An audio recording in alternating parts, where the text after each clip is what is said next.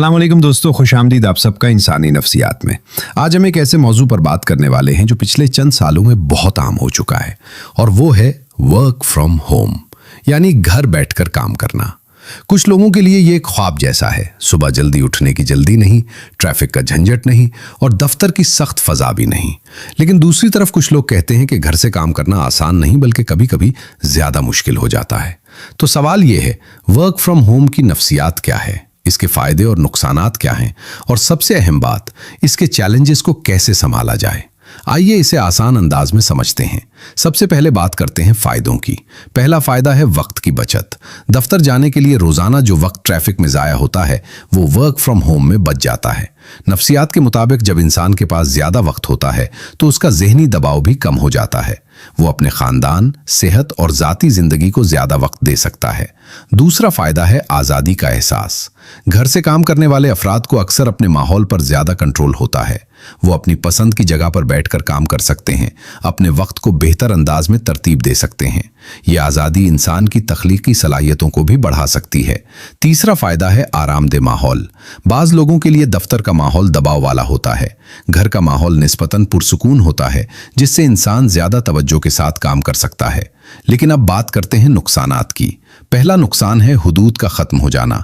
जब इंसान घर से काम करता है तो काम और जाती जिंदगी के दरमियान फर्क कम हो जाता है। कभी काम रात तक चलता रहता है और कभी घर के मसाइल काम में रुकावट बन जाते हैं। इससे जहनी थकन बढ़ सकती है।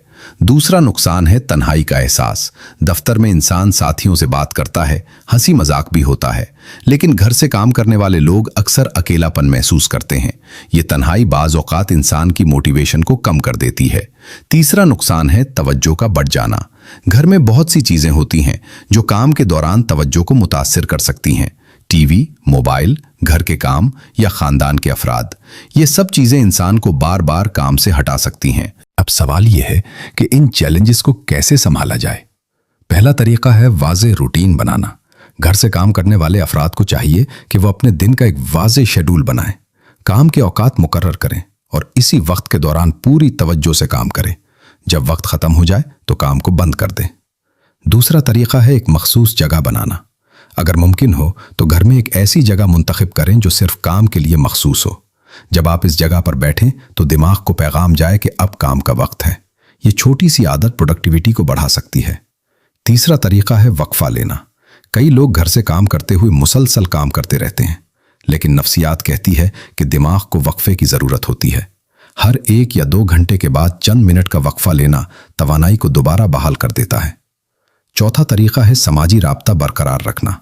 चाहे ऑनलाइन मीटिंग हो या दोस्तों से मुख्तसर गुफ्तगू, इंसान को दूसरों से जुड़े रहना चाहिए। ये आदत तन्हाई के एहसास को कम करती है। दोस्तों, वर्क फ्रॉम होम न मुकम्मल तौर पर आसान है और न मुकम्मल तौर पर मुश्किल।